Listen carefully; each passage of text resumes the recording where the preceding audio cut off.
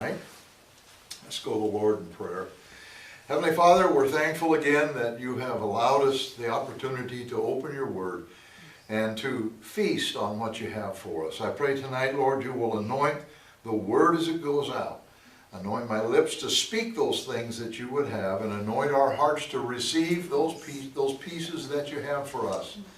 And I thank you for these things in Jesus' name. Amen. Amen.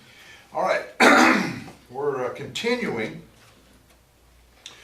in the fourth period of Jesus' ministry, which is his ministry to the 12 disciples. So the various miracles and teachings that happened in this period that were recorded were primarily for the sake of the disciples, to train them and to let them know a little more of what he was going to be expecting of them in the future.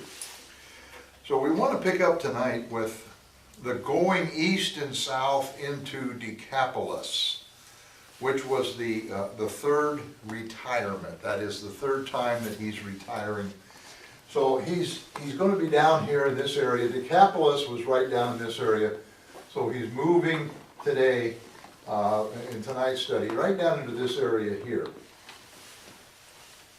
So let's read from Matthew chapter 15, verses 32 to 39. And we're going to be looking at the second time that Jesus feeds a multitude. So Matthew 15, 32 to 39. Now Jesus called his disciples to himself and said, I have compassion on the multitude, because they have now continued with me 3 days and have nothing to eat. And I do not want to send them away hungry, lest they faint on their way. Then his disciples said to him, where could we get enough bread in the wilderness to fill such a great multitude? Jesus said to them, how many loaves do you have? And they said, 7, and a few little fish. So he commanded the multitude to sit down on the ground, and he took the 7 loaves and the fish, and gave thanks, broke them, and gave them to his disciples, and the disciples gave to the multitude. So they all ate and were filled. And they took up 7 large baskets full of the fragments that were left. Now those who ate were 4,000 men, besides women and children. And he sent away the multitude, got into the boat, and came to the region of Magdala. Now Mark covers the same story in Mark chapter 8, verses 1 to 9.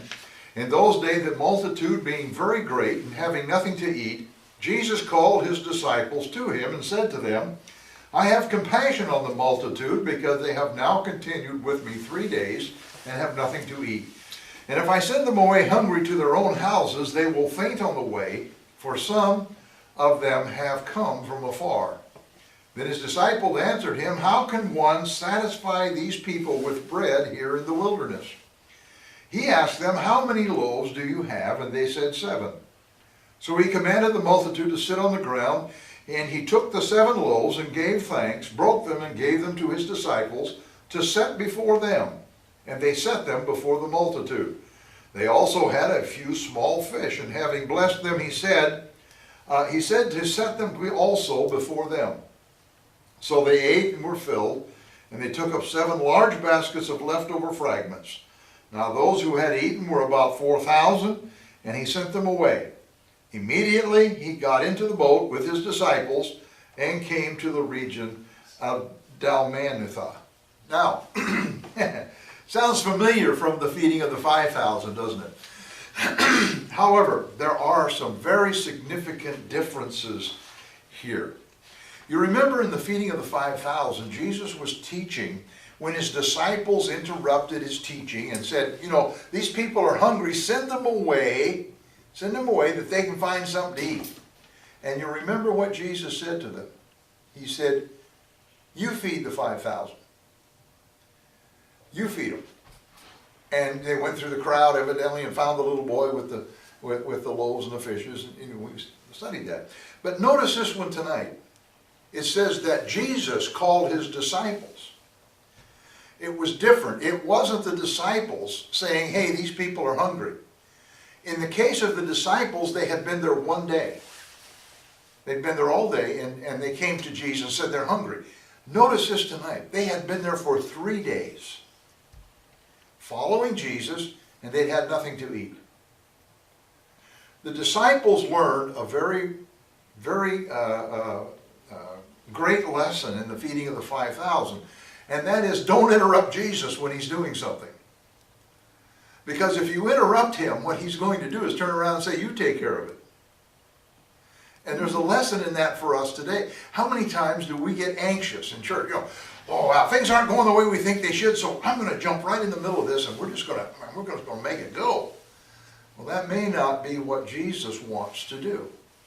He has a plan, and in our lives, he has a plan, and if we interrupt what he's doing, he'll turn around and say, okay, you want to do it, you do it. And those poor disciples, you know, if you think about it, 5,000 people, here's Jesus saying, you feed them, and they don't have anything to feed them. Their backpacks were empty. So tonight, in the feeding of the 4,000, they understood that they needed to wait and let Jesus work out his plan, his own plan. And finally, Jesus stopped after 3 days and said to them, they're hungry. And I don't want to send them away hungry, because if I do, they'll faint on the way home. That doesn't mean just faint completely, but they'll run out of energy. They're not going to, some of them make it. When you have 4,000 people, you've probably got old folks and, you know, feeble folks and little kids and who all, and they already haven't eaten for 3 days. And his disciples, they said to him, well, where are we going to get enough food in the wilderness to fill such a great multitude? Now this seems like a strange request or question, seeing as how he fed the 5,000 with just a few loaves, you know, just a few days before that. But their question wasn't, I don't think, so much, how are we going to get so much food, is where are we going to get some food to start with? Now, we don't know what transpired in here, but Jesus said, how many loaves do you have? And they said 7 and a few little fish. So there's obviously some gaps in here that they did something. And I think based on the words that are used for the baskets here, and we'll talk about them in just a moment, and the fact that this had been 3 days, and this was not, remember when Jesus fed the 5,000, they jumped in the boat, came across, and the multitude were waiting, and they jumped out of the boat and started teaching. You know, it was a quick thing. This one was different because he had been walking from up here. He came from Tyre and Sidon. They had come down this side, or down here, across the Jordan River, and they had come down here, and they had been in all those towns and villages. They had been teaching, and he had been healing, and it was a procession. So what do you have when you have a procession, or you have a parade around here? What do you attract? You have salesmen out there with something to eat. You know, you got them coming along with hot dogs, hamburger, you know, right? Anytime there's something going on, you have people. In those days, they had sellers, and they had large baskets, and they would bring bread and fish or whatever they had prepared, and they would sell it to the multitude. And this is how they made their living. It's like catering, you know, in our days.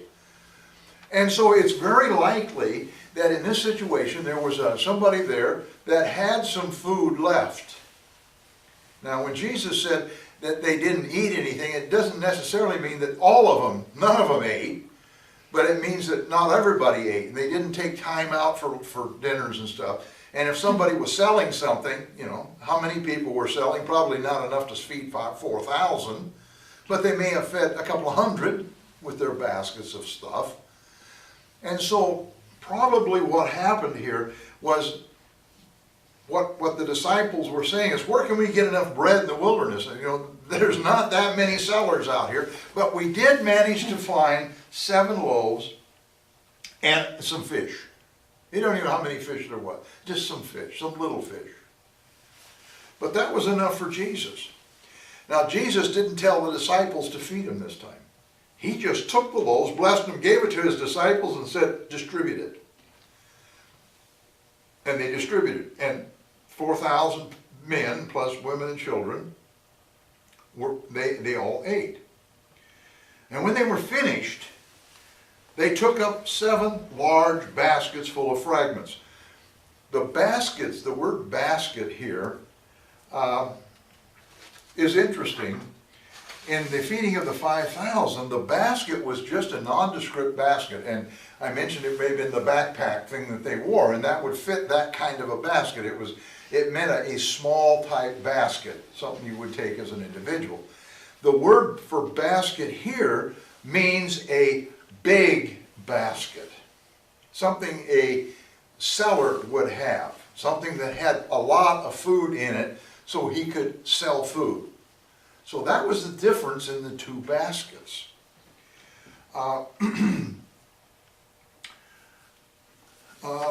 There's also a possibility here is that the food may not have come from the multitude, but from the disciples themselves. There's that option also. They may have had, because they were traveling with Jesus, I'm sure they brought provisions this time. And so they may have had the 7 loaves and a few small fish. But I think it's probably more in keeping that there were sellers that had these big baskets and they had some fish left over. Now 7, and I've tried to find anybody that thought what the difference was between the 5 loaves and the 7 loaves and the 2 fish and the few fish, and I haven't found anybody that has any ideas on it, really. Well, some general ideas. I do know that 7 is a number of completion, means complete. So perhaps Jesus was signaling that the 3 days of teaching coincided with the 3 years of disciple training. And at the end of the training, it would be complete. His mission would be complete. Now that's kind of a stretch, I realize. That just came to me, so I'm throwing it out there. I figured my idea is probably as good as anybody's. But I really haven't found anybody that can draw a very good reason why one had 5 and one had 7, and what's the significance of the 7 big baskets left over. May not be anything. It may just have been 7 baskets left over. The 12, I'm sure the reason 12 baskets were left over is because you had the 12 disciples that had to eat. And after they had fed everybody else, there was still plenty. When Jesus gives you, he gives you abundantly. This time, I don't know. Whatever. All right, now after eating, Jesus sent the multitude away. If you remember at the feeding of the 5,000, John recorded, or Luke recorded, that the multitude wanted to make him a king, and they were going to force him to be a king. And so he sent the disciples away first, put them in a boat, and said, "You take off and I'll meet you later." And then he dispersed the crowd, probably just by disappearing, by walking away. And suddenly there was, as I mentioned, it was probably a very ruckus situation. They were all, how these people get excited. "Oh, they're making king," and they're all jumping around, and while they're doing that, he just walked away. And there was nobody to do with make king, so they left. I don't know, but that kind of fits the storyline when you read that and you kind of understand what was going on there. But this time it seems that he just dismissed them. And then he went with the disciples and got in the boat and took off. Last time they got in the boat and they found themselves getting nowhere fast and rowing against the wind. But they started that when they decided to interrupt Jesus and do things their own way. So he just kind of said, "Well, you might do things your own way, get in the boat and row. Get in the boat and row." But when you do it God's way, you don't have those problems. So he jumped in a boat and they sailed with the disciples. Now there's 2 different cities mentioned here. Matthew says they went to the region of Magdala, and Mark says they went to the region of Dalmanutha. Well, these are both over here on this side of the lake. And they were two regions, or we would call them townships, that were right next to each other. So it didn't say he went to either town, he just went to that region. So wherever the dock was they were heading to, was in that region of those 2. It was in that area. And I think that's all the disciples were trying to point out here in the two different Gospels, because it wasn't one on one side of the lake and one on the other. They're neighbors, they're right next to each other. Which one they went to, neither one of them were on the lake shore, so, they pulled the boat in and I don't know where they went. It doesn't say they went to one city over the other, just that they headed to that region. So if there's any conflict with people, this is, no, it's not a conflict. They both are saying basically the same thing. So they went to the two cities. Now when they got to the two cities, after feeding the 5,000, also notice there isn't this feeling among the disciples of how awesome this was. They, I think, had learned their lesson that Jesus can do awesome things, and when he does, it's not necessarily awesome, it's just normal. I think it would be good for us to get a little bit of that understanding. We think Jesus, when Jesus heals, it's awesome. It's just so strange. It should be commonplace. Healings should be commonplace. Miracles should be commonplace. Living in the Spirit should be commonplace. It shouldn't be such a strange thing. When we have God move into the services and you get that awe that comes into the service once in a while, we get that. That should be every service. Why should it be so strange? Jesus can feed the 5,000, he can feed the 4,000, he could have fed 100,000 if he needed to. It's not a big thing with God. Walking on the water, scared them to death. Why? After he rose from the dead, he walked through walls. They hadn't seen anything yet. After he came from the dead, walking on water is one thing, but through a wall, that's something different. But anything is common with Jesus. Anything he does is common. And I think we need to really grasp that, because that's where our faith is built. Because if we think we have to have God do something really special and magnificent for us, it may be a little harder for us to believe than it is to understand that's just what he does. Anyway, they got in a boat, went across, and now we find the return to Dalmanuth, or Magdala, whichever place they went. And they answered a second demand for a sign. Now this started off with the healing of a deaf and dumb man. He healed a lot of deaf and dumb people. He healed a lot of blind people. But there are a few that are mentioned in here, and they're really different in how Jesus did these. So let's read Matthew chapter 16, verses 1 to 4. Matthew 16, 1 to 4. Then the Pharisees and Sadducees came, and testing him, asked that he would show them a sign from heaven. He answered and said to them, when it is evening, you say, it will be fair weather, for the sky is red. And in the morning, it will be foul weather today, for the sky is red and threatening. Hypocrites. You know how to discern the face of the sky, but you cannot discern the signs of the times. A wicked and adulterous generation seeks after a sign, and no sign shall be given to it except the sign of the prophet Jonah. And he left them and departed. Wow. That's not a way to treat these guys very well, to just walk away from them, call them hypocrites. Well, look at what Mark says. Mark says in Mark chapter 8, verses 11 to 12, then the Pharisees came out and began to dispute with him, seeking from him a sign from heaven and testing him. But he sighed deeply in his spirit and said, why does this generation seek a sign? Assuredly I say to you, no sign shall be given to this generation.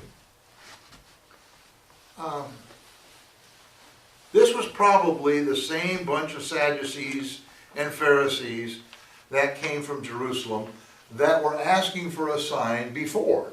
You remember before he went over in the boat to the other side, they came and asking him about a sign.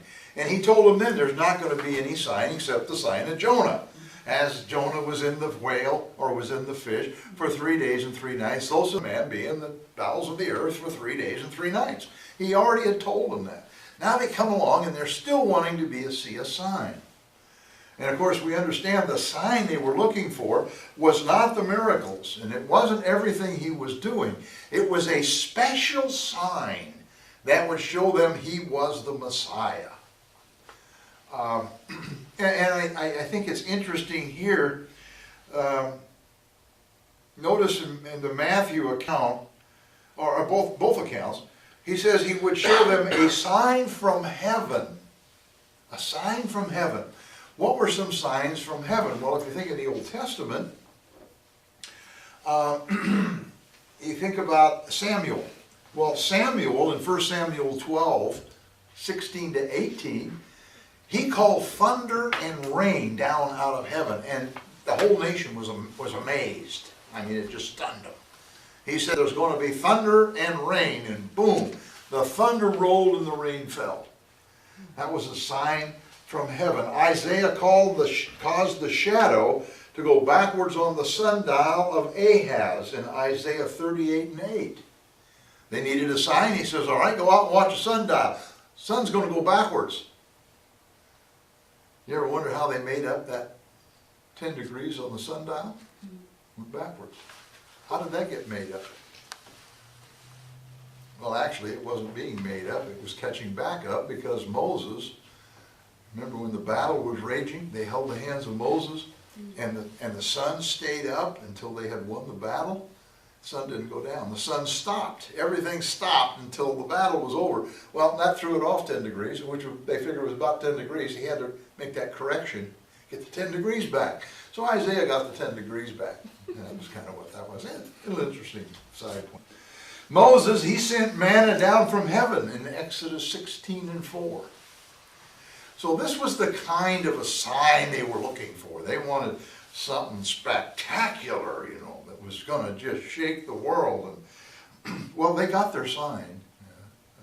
A few months later, they'll get their sign. When they crucified Christ, they wanted a sign. They got a sign. The earth shook. It went black. There was thunder. There was chaos. There was an earthquake. All this stuff happened. That's heavenly signs. But they didn't get it here, and that wasn't a sign for them. That was a sign for of the death of Jesus. And I think also I noticed in Mark, the 12th verse of Mark, it says, "But he sighed deeply in his spirit." God is affected when we don't see what he intends us to see.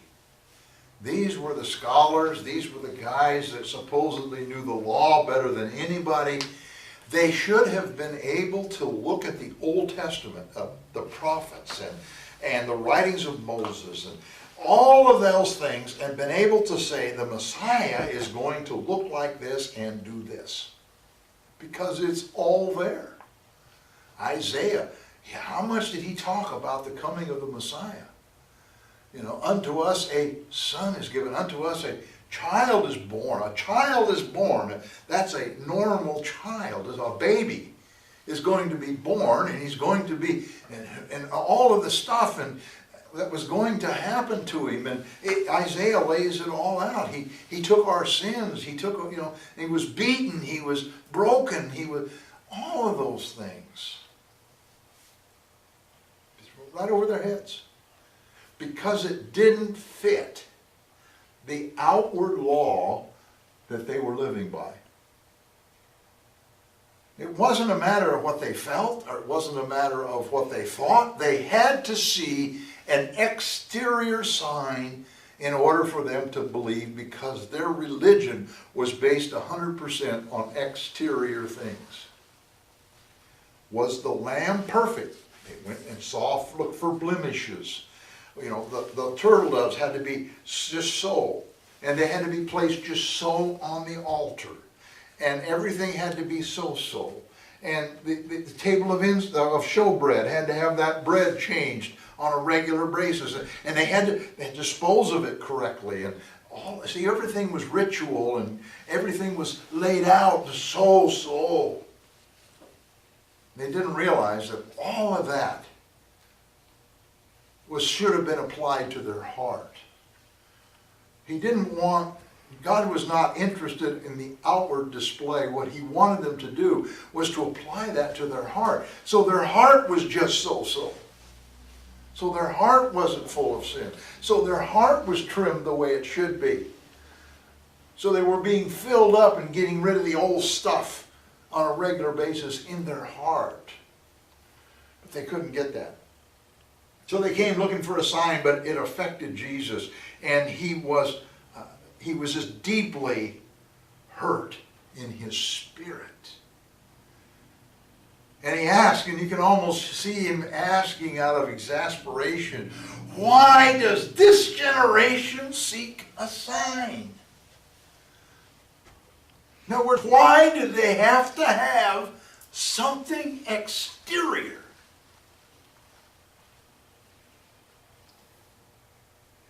You know, I remember the old days of Pentecost. Before my time, I was just a baby, but my dad was down in Los Angeles when the big revivals hit in Los Angeles. And he was, of course, they had a church down there. He went to a church. He wasn't pastoring it, but he was there at that time. He was a young man. And he used to tell us, people would come to the services, not because they were interested in what was being said, but they came because of what was being done. It was the miracles being done. It was the move of the Spirit that they could see, and so they would come and they would see and they would watch. And sometimes not all of them came with the right intentions. Some of them came because they wanted to cause trouble. Some of them came to disrupt. Some of them came to do different things. And then they met my dad. All 5, 9 of you. One little cute story. We would, of course, we don't. We're not. We're a little more politically correct today, I guess. But there was one guy causing a lot of trouble. Next thing you know, my dad picked him right up, marched him out, took him out, and put him right down to the top of his car. It was a convertible. He just took him down in the guy's car and said, "Get out," right through the top. My dad was a wiry little guy at 5'9". But it was a matter of not coming to see the spiritual side. It was coming to see the natural side. And I can remember as a boy, there were some of these preachers. There was one of them down there that had this church, and he had a big church. And he kept raising money to build this huge temple he was going to build, which he never did build. Raised millions of dollars, never built the temple. But he had an altar that was gold across the front of the church. And his wife would come down in a cage out of the ceiling, prophesying down, And it was wild. It was wild. It was quite a thing. But people flocked in there to see that. We got to see this. We got to see the prophetess coming down, and we got to see the gold altar, and this stuff. There was oil coming out of the palms of their hands in some of the church, and crosses would appear on their foreheads, and angels would fly around the room. And, oh, look, there goes an angel! Oh, there goes an angel! And I can remember, I was probably high school then, junior high school. I remember sitting there looking and saying, "Angel?" I saw a flash of light. They flashed a light over there, but angel? There's no angel. And they had stuff coming out of their palms, but here in Los Angeles with no air conditioning at 112 degrees, you know what you're going to get? A lot of stuff coming out. There was no more oil. And of course, myself now, in being a little older, I didn't think of these things then, but I would probably walk, if that's oil, let me see if it's a lot, let me get my match out, let's see if that's oil. Shoot light, right? No, I never saw a cross appear on anybody's foreheads, and yet they were, oh look, there's a cross in your forehead. No, I don't see no cross here. These were things that preachers were doing to get people to come. Electric chair, nobody could sit into the power of God and knock you on the floor. Until they got sued because somebody got burned from the electrical shock. They got in the chair. It's this kind of stuff. It was appealing to people's looks. They wanted a sign. They wanted something to say, this is a move of God. We don't need signs. We don't need signs. What we need is a movement of God, but we don't need signs. You see, if we seek signs, you're never going to find it, because there's only one sign that's ever been given, and that's the resurrection of Jesus Christ. That's the only sign we need. Once we have that, once we understand that, then the miracles and the other things, they're going to follow us. We don't chase after them. And here they were looking for a sign. And he called them hypocrites. And he reminded them that you can tell the weather. You can go out at night and look at the sky and it's red. Wow, what does that mean?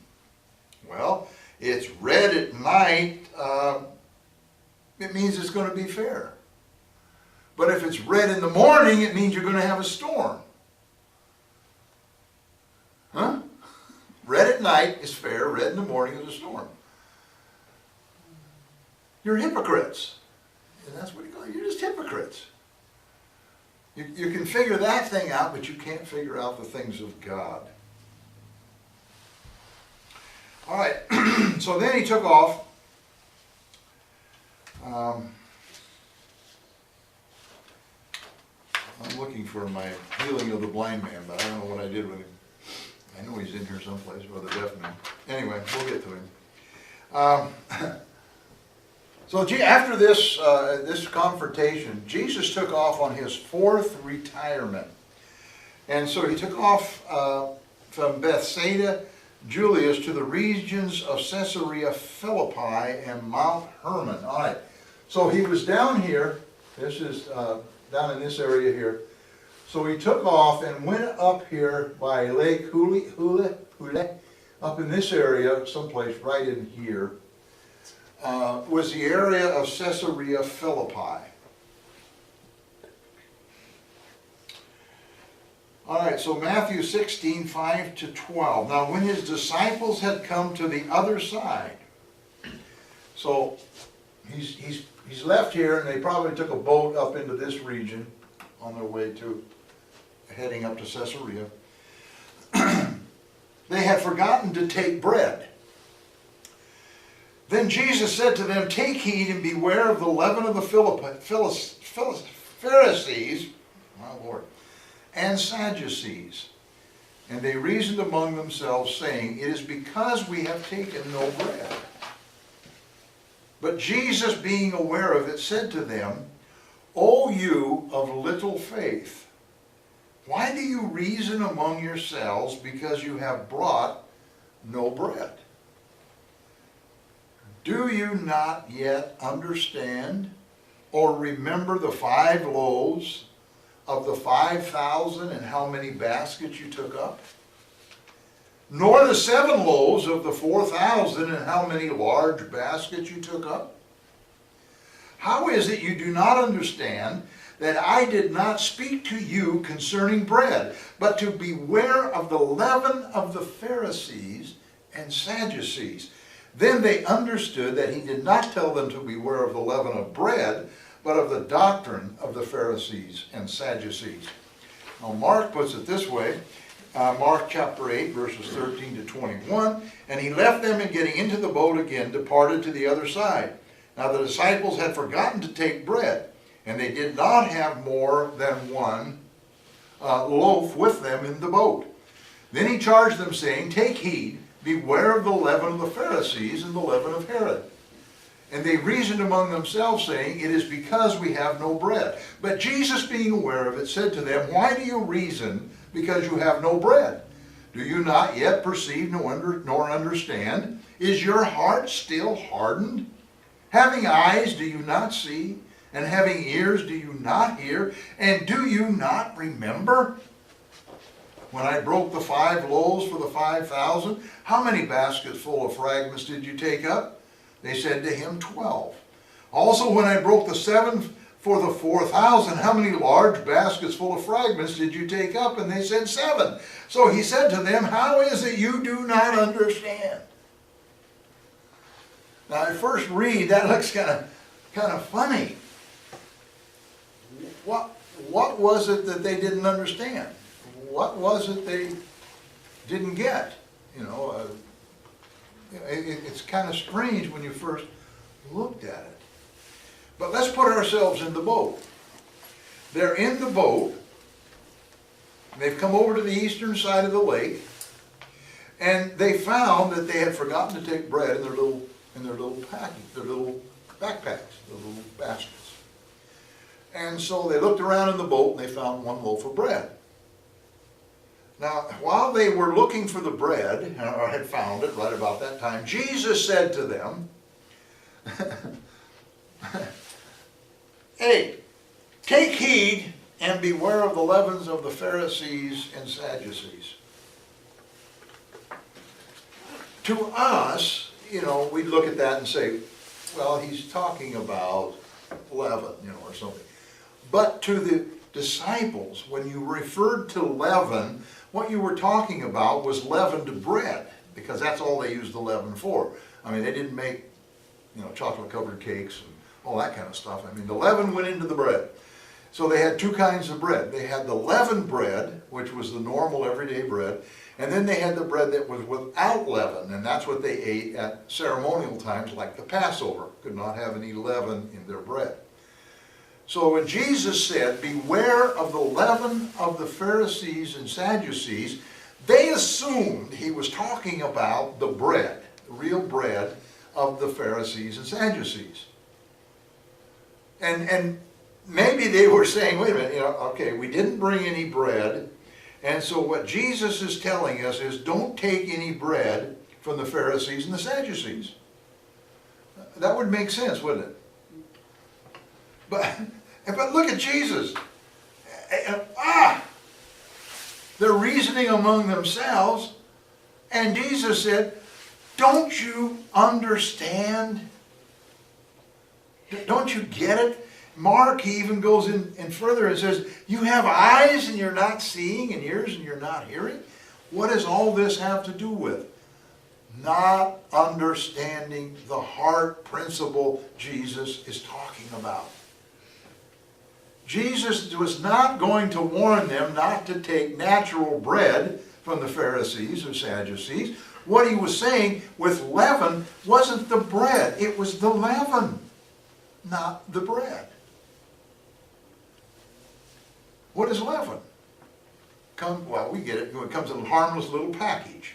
And there's not, that leaven is just a bunch of sand, it looks like, or But if you take a quart jar and you put some nice warm water in there, and you dump some brown sugar in that water, mix it up, and you dump that yeast in there, that leaven, that yeast, you dump it in there, and you mix it up, and just let that jar sit there a minute.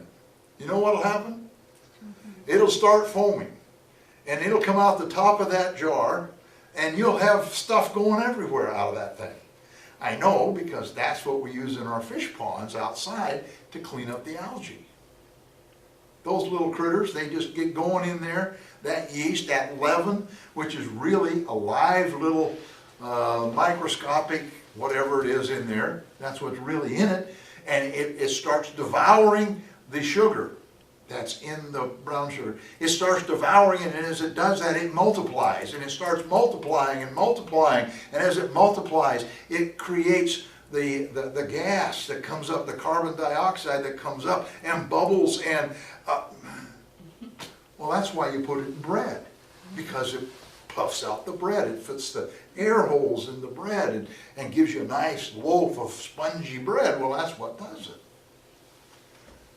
In the little packet, it's harmless, but when you mix it with something, a little bit of that stuff will just take over.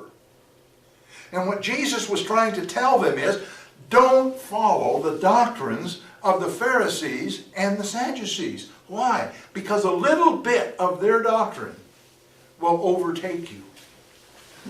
It'll just take over. Well, they didn't understand any of that. And so Jesus, they're saying, well, we didn't bring any bread. And, they're probably saying, man, we're going to go hungry. Well, where are we going to find bread at this hour? We're going to have to get something to eat. And they're probably discussing all of that too. You know how that goes. If they're like me, that's the number one thing you got to think about is food. You got to keep the shape out here where it belongs. But, but Jesus said, don't you understand? Don't you remember the 5,000 that were fed with 5 loaves and the 4,000 that were fed with 7 loaves? How much bread did you pick up afterwards? In other words, why are you worried about the temporal things? Why are you worried about whether you're going to eat or not? If I want to supply, I will supply more than you can possibly eat. I will give you more than you can possibly use. How is it you do not understand that I did not speak to you concerning bread? Not bread, but leaven. And when he pointed it out, they knew what leaven was. They knew what leaven could do. And they understood he was talking about the doctrines of the Pharisees and Sadducees. Jesus, of course, was, as I mentioned earlier, was always on the lookout for a way to teach. He was a master teacher. I just finished a 2-week certification class from the university to get certified for some online teaching. And we went into all kinds of ways of teaching, how we, try to make a point and try to... Jesus was a master of it. Here they are talking about bread, and here's my chance to talk about leaven and how leaven will affect them in the spiritual sense. And here was his opportunity to teach, and that's what he was doing here. Jesus told the disciples that they had little faith. We think about little faith, we measure our faith by how great our miracles are. We talk about faith in terms of what we get or don't get from God. That's how we measure our faith. But notice how God measures our faith. He told the disciples they had little faith because they did not understand or remember the feeding of the 5,000, the 4,000, the number of baskets of leftovers that were collected. Jesus counts faith, our faith, by how much we learn, by how much we remember, by how much we apply to our spiritual selves. That's where our faith is measured. We kind of get things fouled up, We kind of think that our faith is what gets us all the miracles. Well, faith has a lot to do with it, absolutely. But really what gets us the miracles is the believing. Faith is over here, and believing is over here. If you have faith and believe. Faith is where you're headed. And I've said it over and over again. Faith is really a matter of understanding and keeping focused on where you're going. That's a spiritual thing. When we understand the hope that is ours, which is that we're someday going to be in heaven. And Dester, yesterday was talking, Pastor Dester was mentioned, that we're going to get our heart's desires. There's no little cabins on the corner of heaven. I believe that. We're going to get our heart's desire. I told my wife, I said, see, I told you, I get a line. For a pet. But, hey, that's our faith. And as long as we stay aligned with that faith, and we're marching to the drumbeat of the race that he has set before us, we're keeping focused on that, that is our faith. Along the way, if we believe, we'll receive the miracles that follow us. These signs shall follow them that believe. Follow, believe. But you have to have faith. You've got to be headed in the right direction. Then you have belief, and then you have miracles. So, Jesus was trying to explain to them for some reason I'm missing a sheet here. Okay, yeah. Jesus was trying to explain to them that they had little faith because they didn't know where they were going. Does that make sense? They were worried about bread, they were worried about temporal things, and they weren't seeing that what Jesus was trying to get them to get to was that when he taught, when he preached, when he did things, it was for the internal, not the external. Once they got that focus made, and this will happen later, once they got focused on the idea of what Jesus was doing and where he was taking them, and that their heart was the key, then they began to experience the things that God was trying to get them to experience.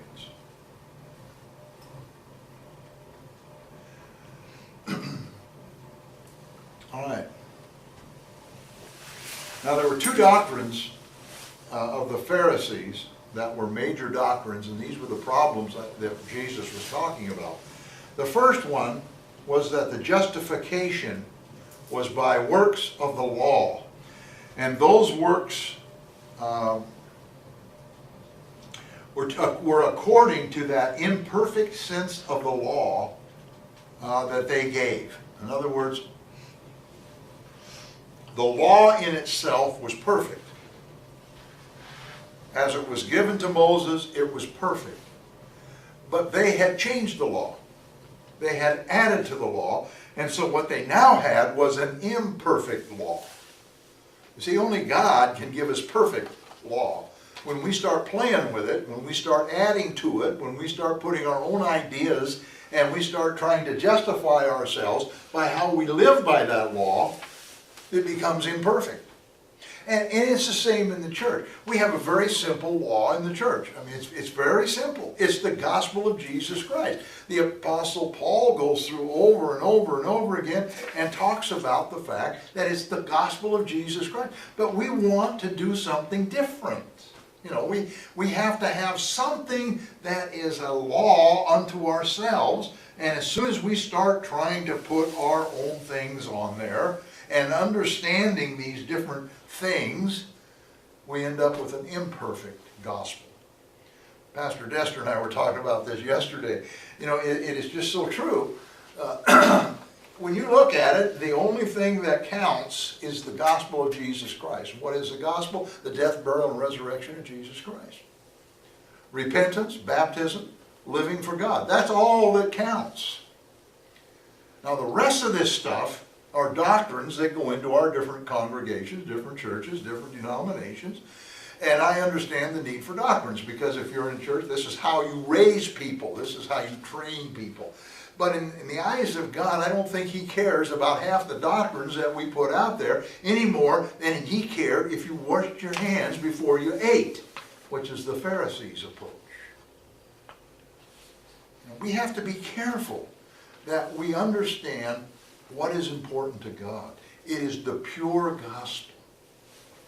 Paul said after everything he wrote in all the epistles and everything, he said, I would know nothing among you. If I could, I wouldn't say anything to anybody except what?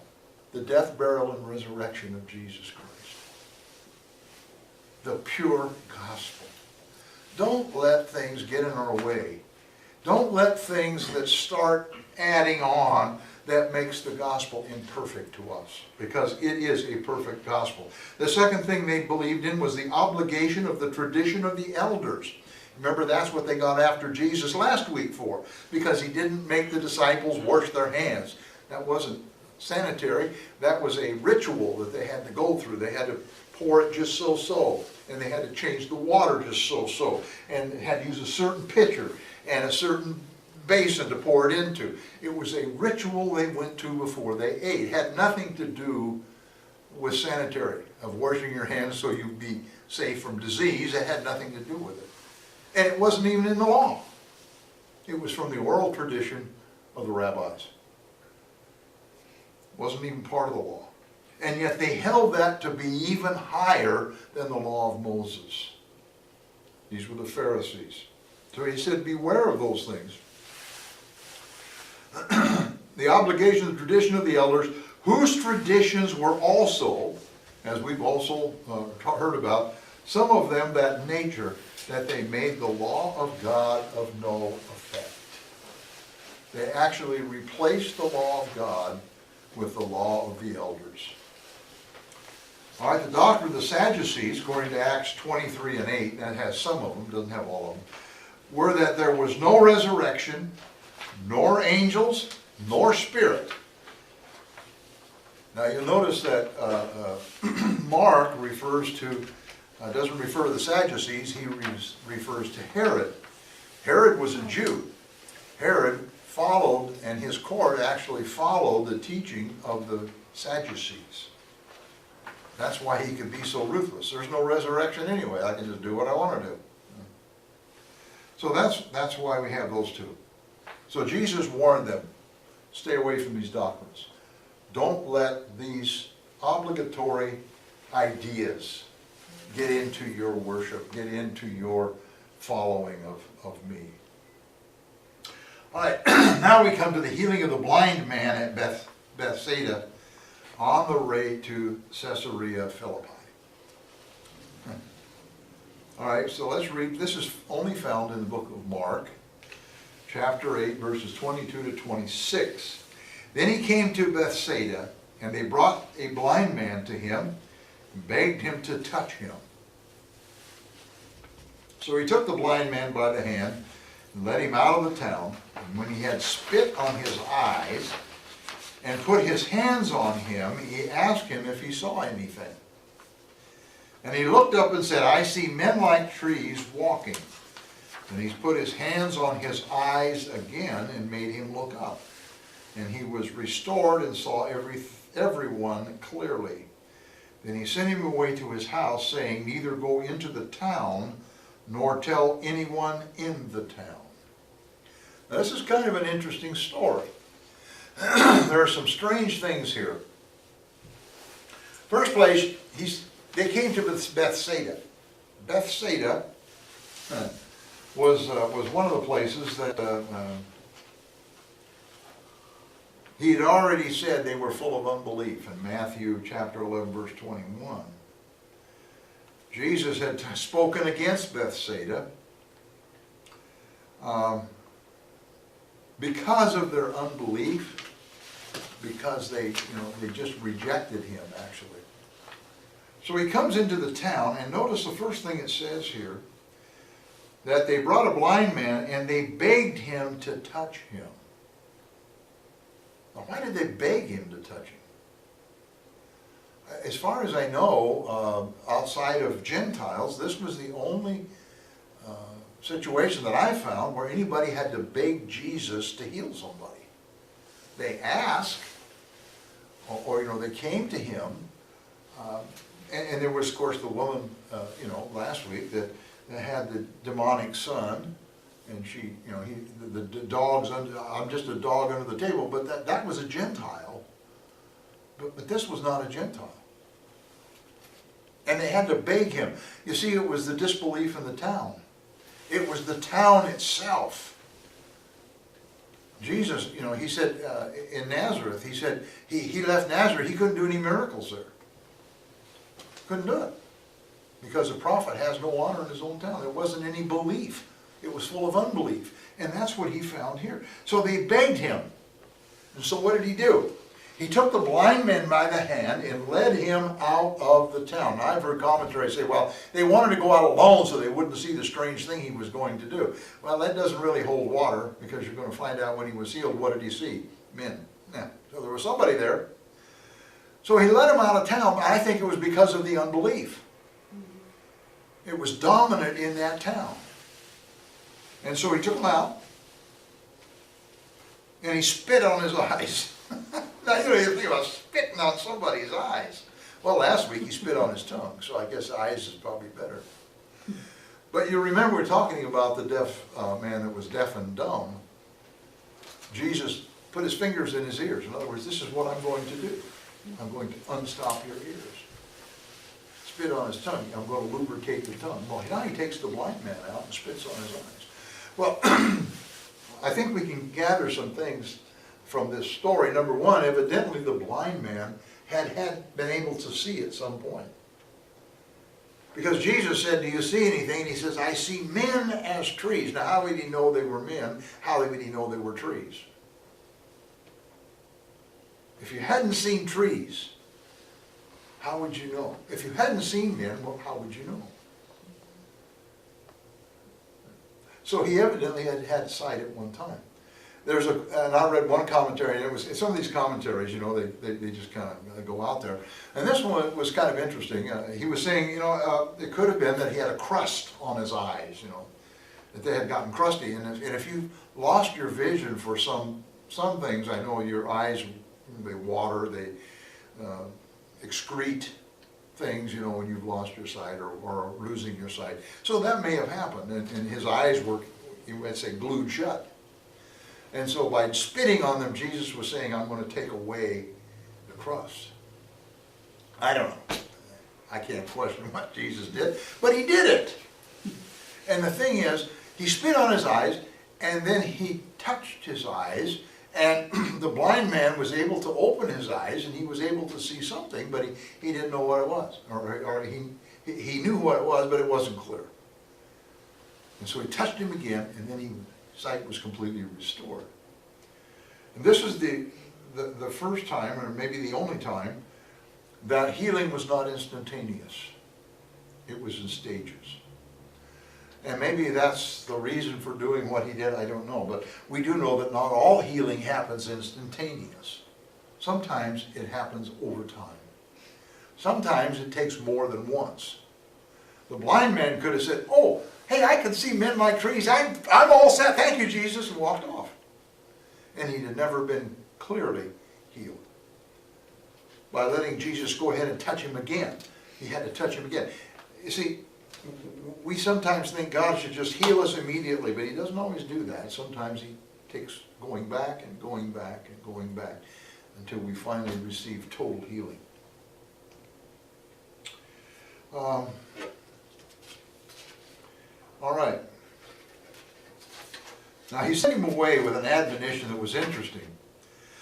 He didn't say don't tell anybody. That's what he'd been saying. He'd send people away and say don't tell anybody. Notice what he said. Jesus sent him away with the admonition that he neither enter the town, don't go into the town, and don't tell anybody from the town about the miracle. Again, this was an indication of the condition of the town, of the city. It was so under the influence of evil and so lacking of faith or believing, so full of unbelief, that Jesus did not even want the blind man to go into the town so they could share the joy of his healing.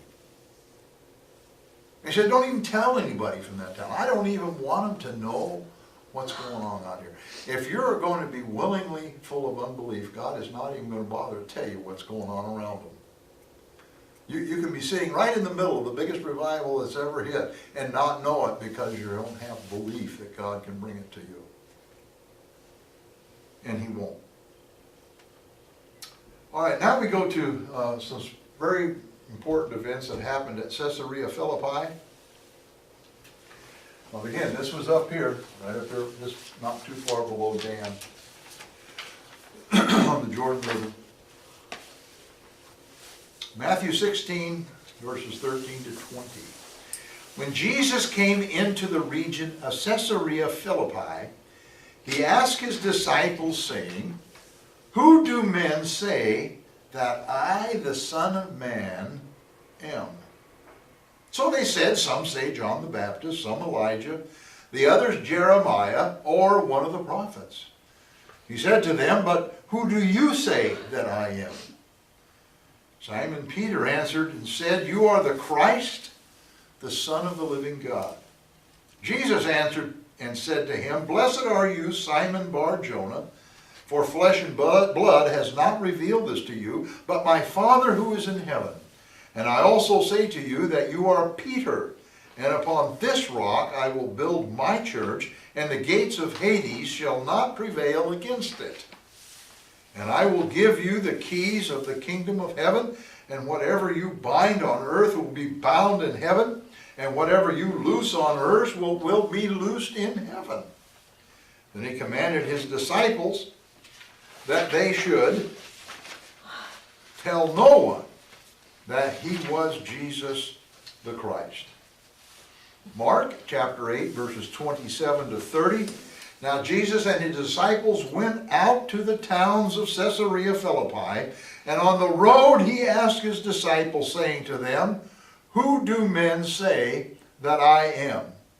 So they answered, John the Baptist, some say Elijah, and others one of the prophets.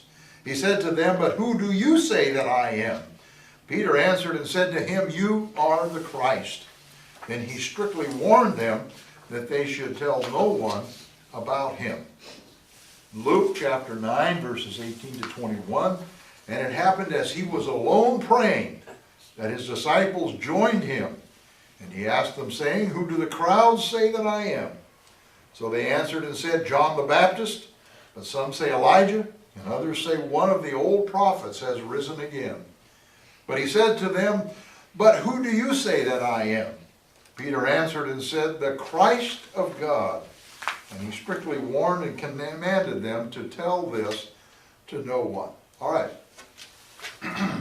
This is probably one of the major scriptural references in the New Testament that we refer to as the start of the church, or Peter, starting the church, and all of it. This is where it all happened, just a few months before Jesus was to be crucified.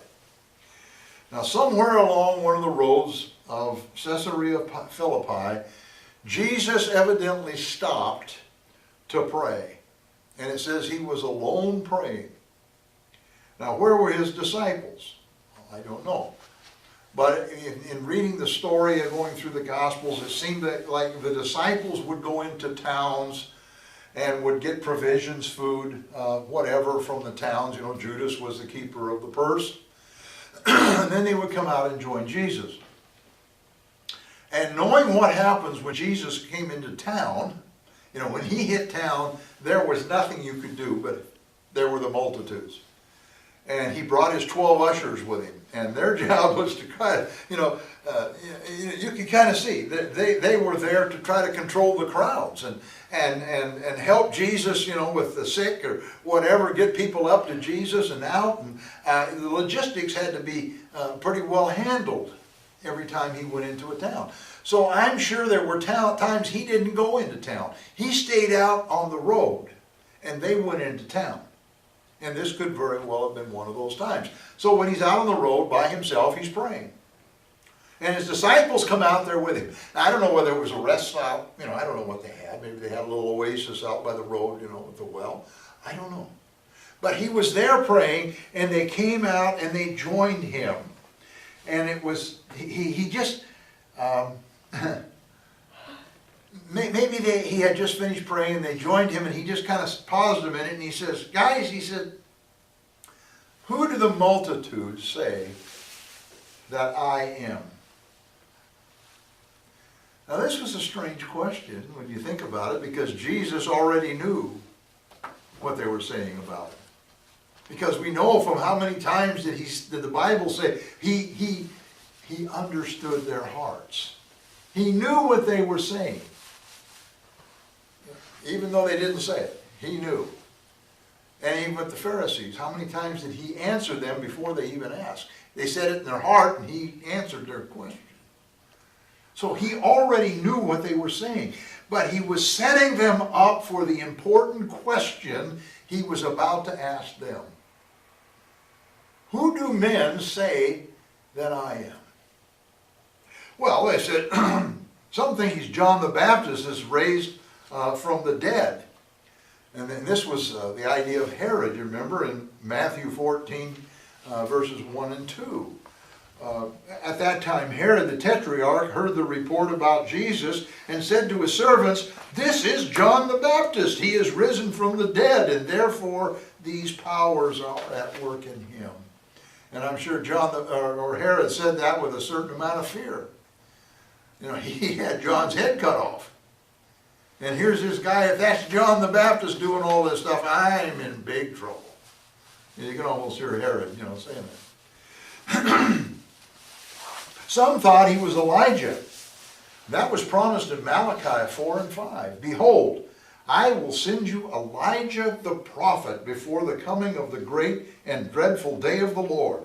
And he will turn the hearts of the fathers to the children, and the hearts of the children to their fathers, lest I come and strike the earth with a curse." Of course, what's interesting, and I think it just kind of adds to this idea that they should have known better, because Jesus said, I don't come to bring the Father to the Son. And in fact, I come that the Father would be turned against the Son, and the Son against the Father, and the husband against the mother. And I come to bring division. But here it clearly said that Elijah was going to come to put them back together again. So the purpose of the coming wasn't the same. Yet they thought this might be Elijah. And of course it was based on the miracles. He was doing some of the same miracles that Elijah did. Some thought he was Jeremiah. And that's because legend had it that Jeremiah would come back to Mount Nebo to explain where he had hid the Ark of the Covenant and the altar of incense at the time of the destruction of Solomon's temple. See, when Solomon's temple was destroyed, they lost the Ark of the Covenant and the table of showbread. All of the stuff in the tabernacle disappeared. And it never shows up. It doesn't show up in the inventories that were taken. Nebuchadnezzar took a great inventory of everything he took, and none of that is in there. And that would have been there because these were the big, this was the big thing that Israel had. You remember when the Philistines took the Ark of the Covenant, they got it back in a hurry because all of the trouble this Ark of the Covenant brought them. Well, if Nebuchadnezzar could have taken the Ark of the Covenant, he would have listed it. It's nowhere listed. And so they believed, it's legend, that Jeremiah was involved with hiding the Ark of the Covenant, and he was going to come back at Mount Nebo and let them know where it was. And that's still a legend. In the last temple that's going to be built in Jerusalem, they think he's going to come back and tell them where it is. Well, I know where it is, but I'm not going to tell them. Anyway. Oh, my. I think anyway. Or he could have been one of the other prophets that would rise up to fulfill Deuteronomy 18 and 18. It says, "Will rise up for them a prophet like you from among their brethren, and will put my words in his mouth, and he shall speak to them all that I command him." That was speaking to Moses. Jesus had been teaching, healing, providing for over 2 years. 2 years. We don't think about it so much. We tend to read these things and think about Jesus coming into town and leaving. But it had been 2 years that he had been teaching, healing, and doing all of these things.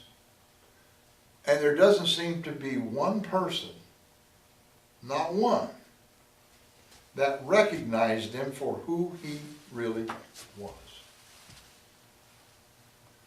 You think about missionaries, and we hear about pastors start church missionaries, and they don't get any converts, and they don't seem to see success. Well, Jesus had multitudes following him, but how many of them really understood who he was? Who were his real converts? There was not one in the multitudes. Not one. Isaiah 49, 3-4 says this, "And he said to me, You are my servant, O Israel, in whom I will be glorified. Then I said, I have labored in vain.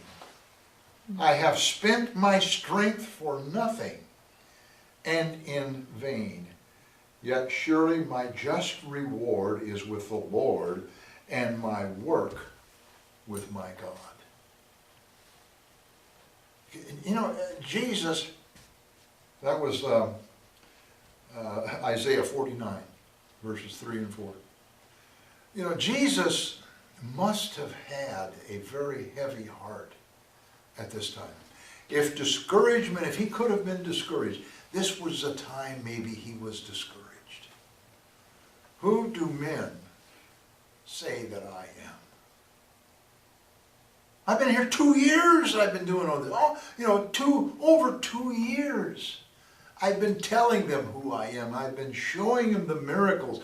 Everything from walking on water to feeding 5,000. I've done all of this stuff, and they still think I'm a prophet. Wow. So what did Jesus do next? He looked at him, and this may have even been said a little sadly, you know. I don't know. But he looked at the disciples and he said, "But who do you say that I am?" I didn't get any converts out of the multitude. You've been following me for 2.5 years. Who do you say that I am? And the commentaries say, well, Peter jumped up and spoke for the rest of them. But I don't see that in here. I'm sorry.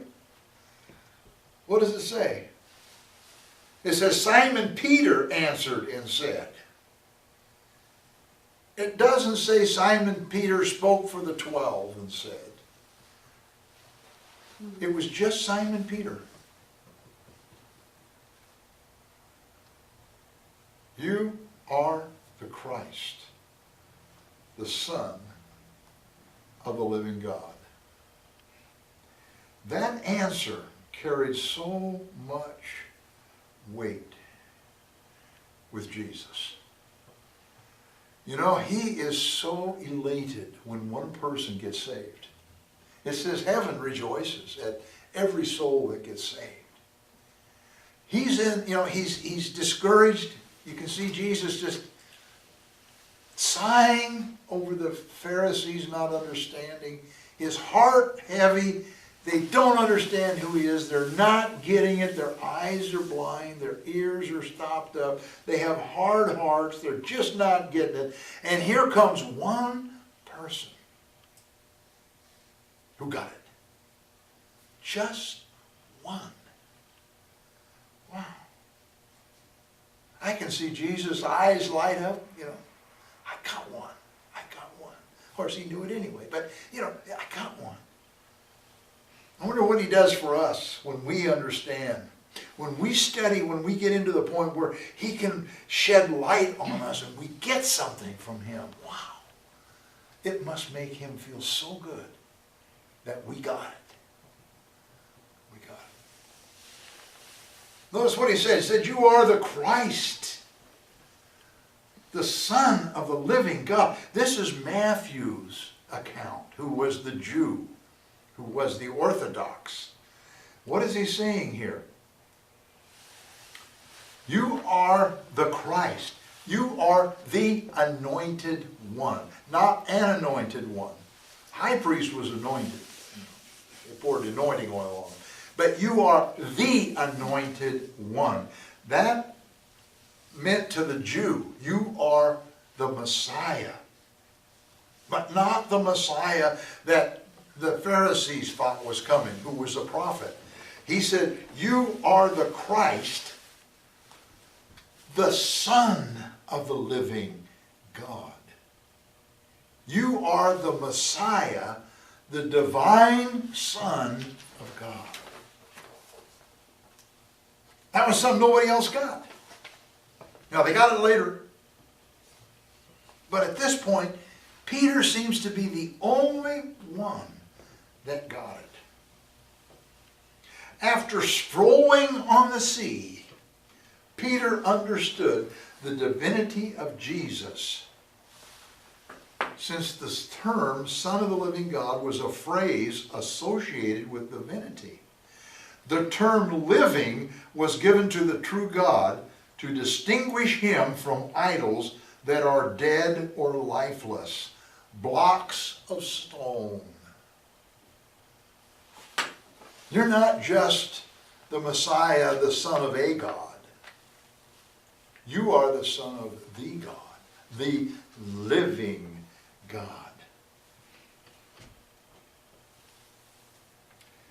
All right.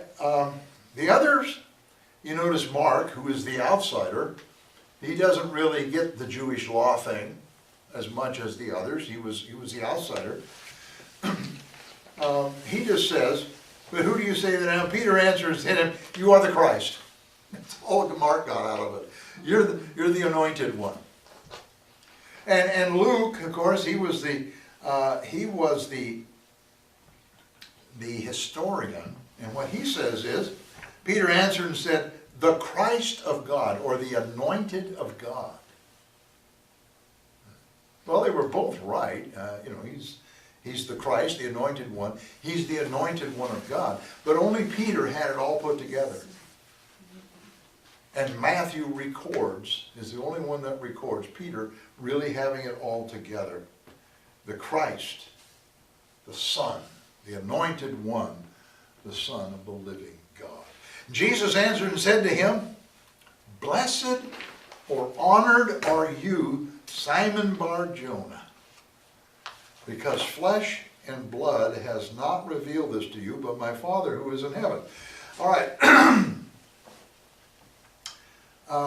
Now, Simon, of course, was the Hebrew name of Peter. It was his Hebrew name, meaning stone or rock. A stone or a rock. The word bar is a Syriac name signifying son. So it was Simon, son of Jonah. Or Jonah, J-O-N-A. Now, Jesus said that Simon was blessed or honored because the Father had revealed this truth to him, and it was through the miracles that Jesus performed and not the position of Jesus in the community that was the revealing factor.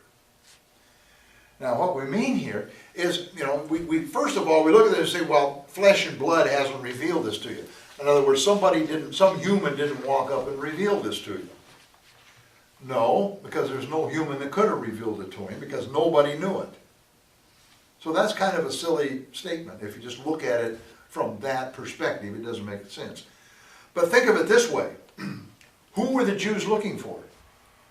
They were looking for a Messiah that would come in all of his splendor and glory, who would split the clouds and step down and call Israel back and rule them with a rod of iron. They had a picture of the Messiah, a prophet coming down with a crown on his head, and that's what they were picturing the Messiah as being. One of the reasons they could not accept Jesus Christ as their Messiah is because he came lowly, born in a manger, having nothing, zero splendor. There was nothing about Jesus that said, "I'm the Messiah." He didn't even have a crown on his head.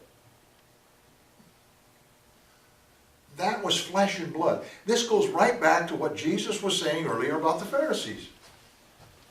It wasn't who I am to the community. It's not my standard or my station in the community that convinced you I am the Messiah. It's not because the Pharisees came out and dumped some holy water on me or some oil and said, "Oh, this is our Messiah." You see, that's why he could not, one of the reasons he could not let the 5,000 drag him out and make him a Messiah. He couldn't do it because Peter had to be convinced not by who Jesus was, but by what Jesus did. Now, today, we have the opposite. We're not convinced by what Jesus does, we're convinced by who he is. But today, he's crowned with all glory. Today, he's sitting up in heaven in a position that is more splendid than these Pharisees could ever imagine. So we look at who he is, the Son of God. Whoa, that's what draws us. Whether he ever does a miracle or not is immaterial. But to the Jew, at that point, he was not in that position. He came as a lowly human. I mean, just walking around in shoe leather like everybody else. So Jesus said, "Blessed are you because my Father has revealed it to you from heaven, and not because of who I am in the flesh."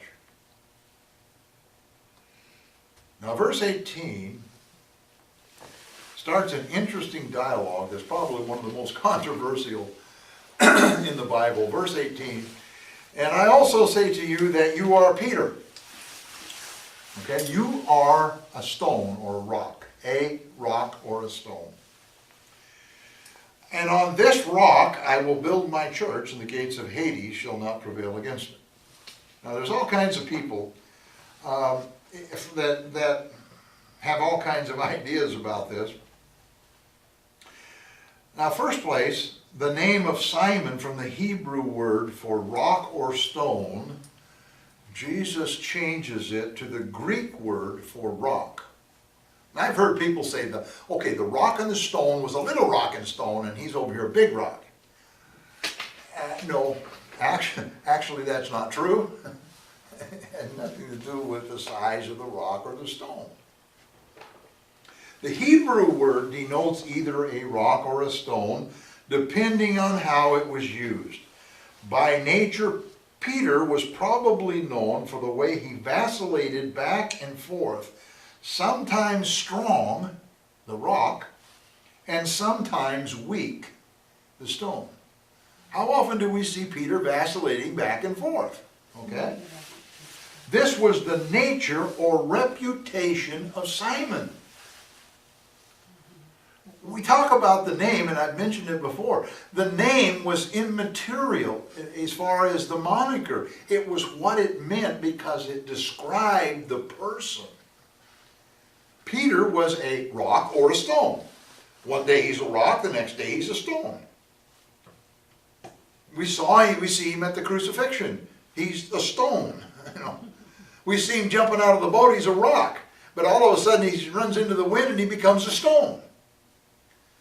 So there was this flip-flop, this wavering in Simon.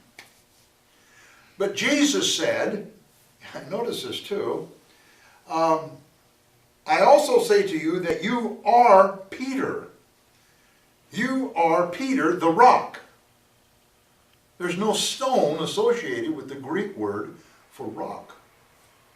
"I will build my church. On this rock I will build my church. The gates of Hades will not prevail against it." All right, the word Peter is Petros. Greek word Petros, or rock. While the Greek word for rock, Petra, okay. So the two words here, Peter and rock, are not the same Greek word. Peter, Petros, is rock.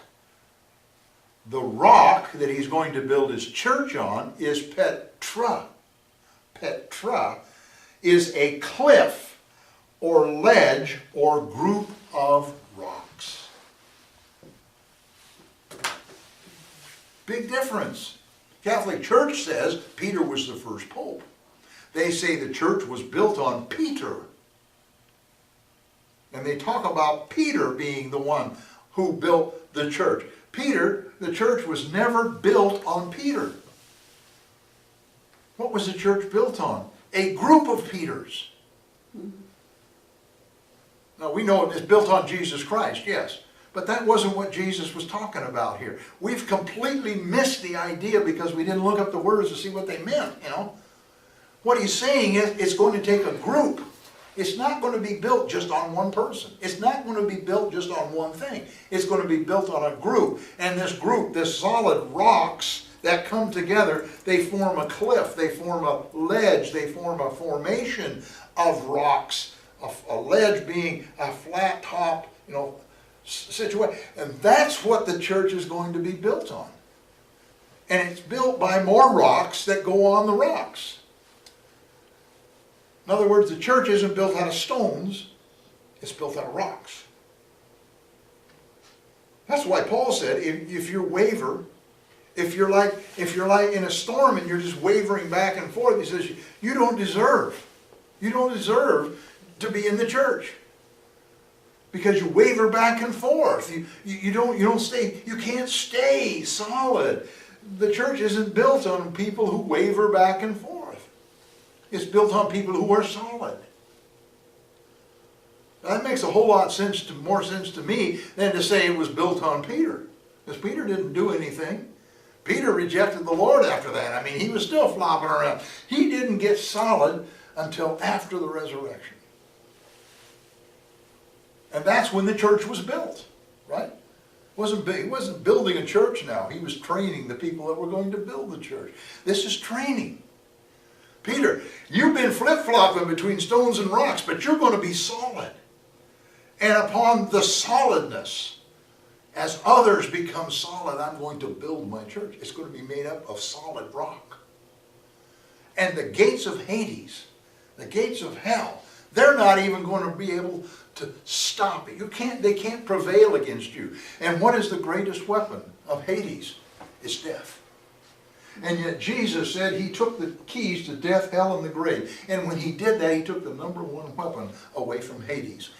Death cannot conquer the church because we will conquer death. See, it all starts fitting together. This is what he was talking about. All right, what else does he say here?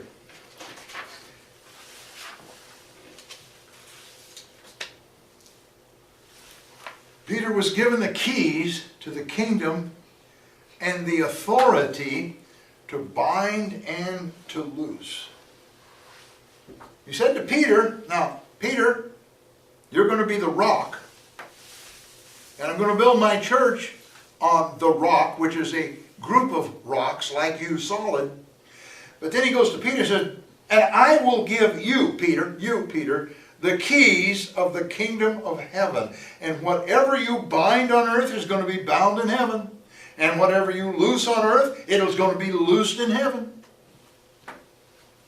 Now, we've kind of taken this out of context in some ways as a justification for what we can do. This was given to Peter. Peter. It wasn't given to anybody else. He talks about rocks. Rocks, plural. The idea of the ledge. That's others. But this was something that was just given to Peter. So can we really bind things on this earth, or can we really loose things on this earth and have them loosed in heaven? I don't know. I don't think we have a scriptural place for it. I don't think this is the scripture that says we can do that as members of the church, because it was given to Peter. Maybe we can. I think we probably can, but that's in a different context than what Jesus is talking about here. He's talking here strictly about the church, right? And he says, Peter, I'm giving you the keys. Whatever you bind, it's bound in heaven. Whatever you loose, loosed in heaven. The responsibility of unlocking the kingdom of heaven was given to Peter. And he did so to the Jews on the day of Pentecost. Day of Pentecost, he stood up and preached a sermon that, boy, I wish I could preach even that much of the power that Peter had when he stood up and preached on the day of Pentecost. First sermon. They were still reeling around, acting drunk and carrying on from being in the upper room. And they said, look, these people are all drunk. And it was Peter who stood up and said, these are not drunk as ye suppose, for it's only the third hour of the day. But this is that was spoken of by the prophet Joel. And he started expounding the scriptures. Where did Peter, the old fisherman, get all this? But he began to expound and to tell them what this was. And they said, what must we do? Wow, what an altar call. And he opened to them the kingdom of heaven. He told them how to be saved. First message in the church. First one. Now people have said, well, this is what Jesus was talking about. He's going to be the first one, and so the church is going to be built on that. No. The church isn't built on that. Peter just had the key. The church is going to be built on the solidness of men that come together and they build the church. But this is how the gate is opened. Peter could have stood up and said, you know what? You dummies could have figured it out. You had ears to hear and you didn't hear. And he could have turned and walked off. And the gates of the kingdom of heaven would not have been open to the Jews. He opened the gates. And then it wasn't much longer until there was a knock on his door.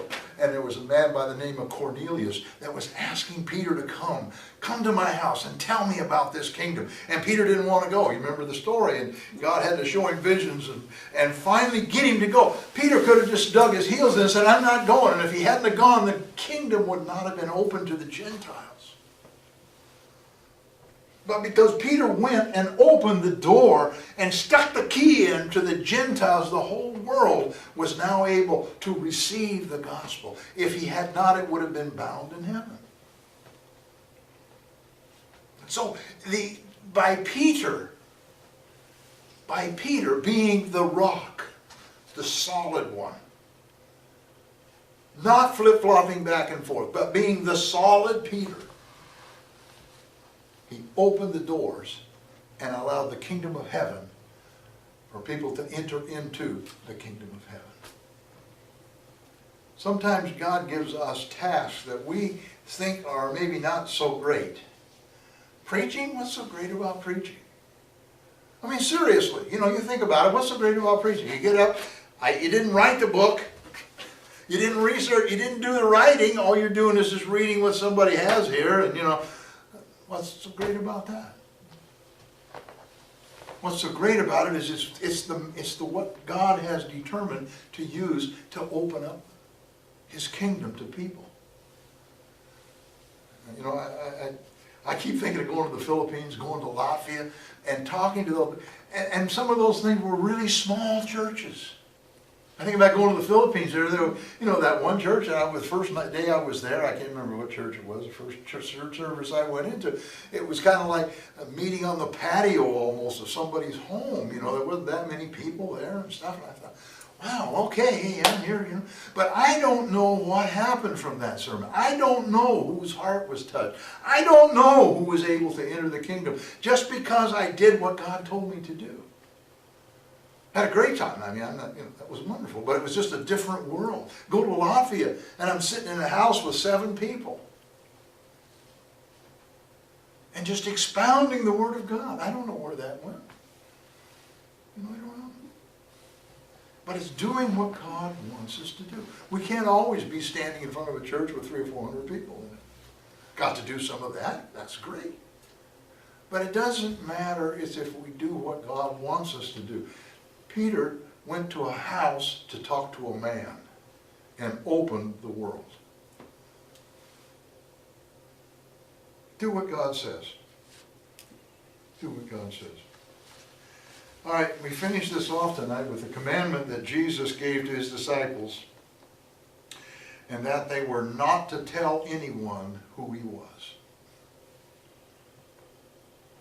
Don't tell anybody. Well, now, if he didn't want them to tell him, why did he go to the trouble of telling them who he was?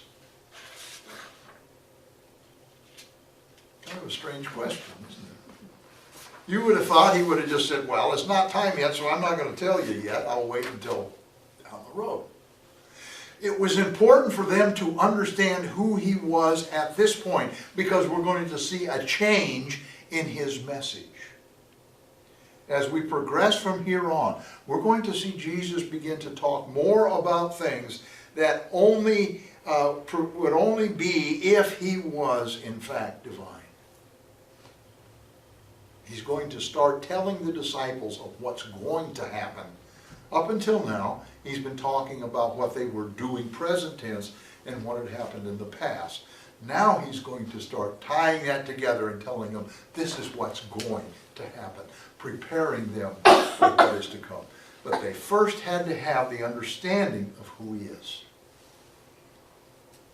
All right, that's it for tonight. Have any questions?